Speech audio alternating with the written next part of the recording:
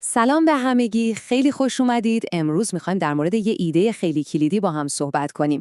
اینکه موفقیت یه چیزی نیست که شانسی پیداش کنی، نه، یه چیزیه که باید خودت بسازیش. خب، تا حالا چند بار با خودتون گفتین فلانی شانس آورد که موفق شد؟ خیلیامون اینجوری فکر میکنیم که موفقیت یه جورایی شانسیه، یهو اتفاق میفته. ولی واقعاً همینه؟ بیاین یه ذره این باور رو به چالش بکشیم. ببینید، بیایید موفقیت رو مثل ساختن یه خونه در نظر بگیریم. شما که یه خونه محکم و درست حسابی رو شانسی پیدا نمی‌کنید، درسته؟ باید خودتون دست به کار بشید، آجر روی آجر بذارید و مهمتر از همه روی یه فونداسیون خیلی قوی بناش کنید. پس نکته اصلی همینه.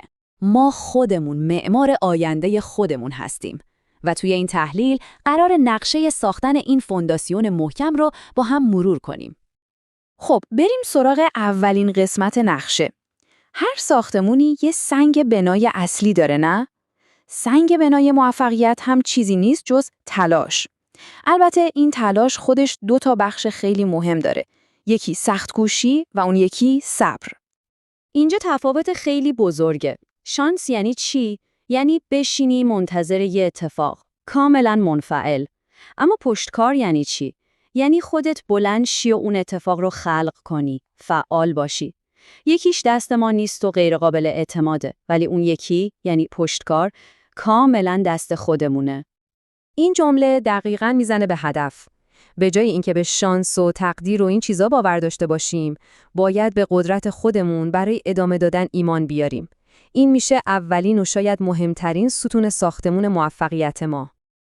خب، حالا بریم سراغ ستون دوم تلاش. سخت‌کوشی به تنهایی کافی نیست.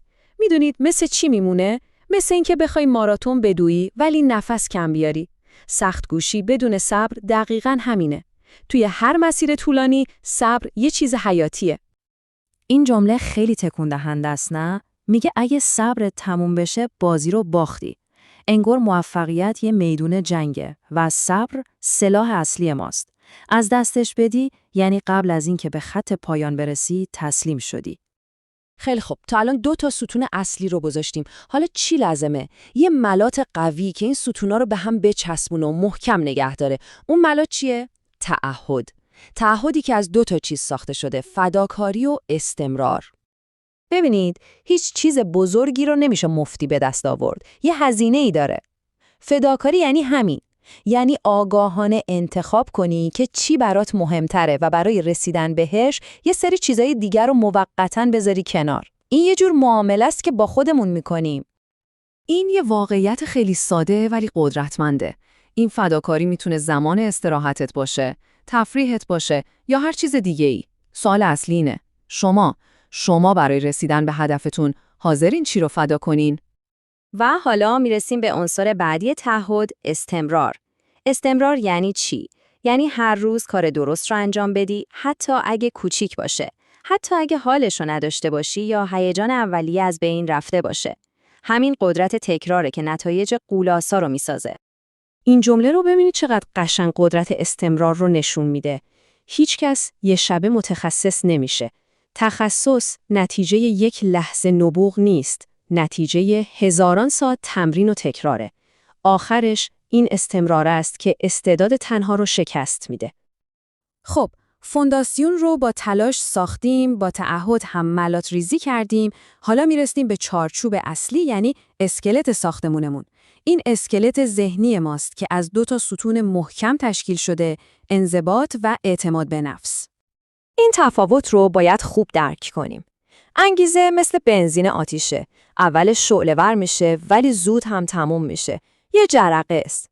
اما انضباط مثل اون موتور دیزلی قدرتمندیه که توی بدترین طوفان‌ها هم کار میکنه. انضباط یعنی کاری که لازمه رو انجام بدی، چه حالشو داشته باشی، چه نداشته باشی. و این دقیقاً توضیح میده که چرا خیلیا شروع میکنن ولی فقط تعداد کمی به مقصد میرسن. چون موفقیت توی ادامه دادن، نه فقط شروع کردن. این همون قدرت انضباطه.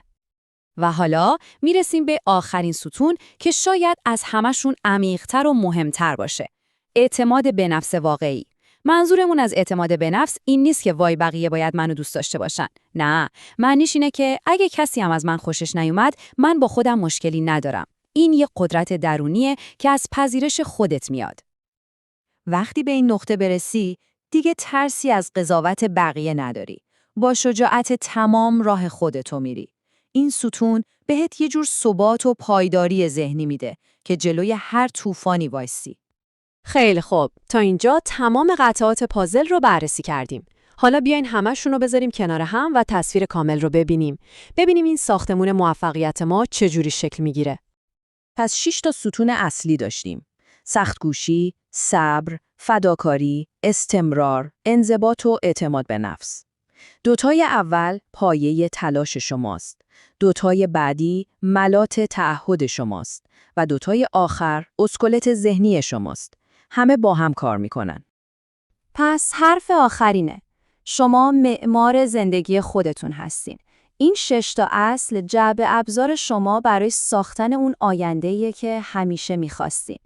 یادتون باشه موفقیت شانسی نیست، یه انتخابه، یه فرایندیه که باید طی بشه. و حالا با این سوال این بحث رو تموم می‌کنیم. یه لحظه با خودتون فکر کنید. همین امروز برای محکم‌تر کردن کدوم یکی از این ستون‌ها میتونید یه قدم کوچیک بردارید. تصمیمش با شماست.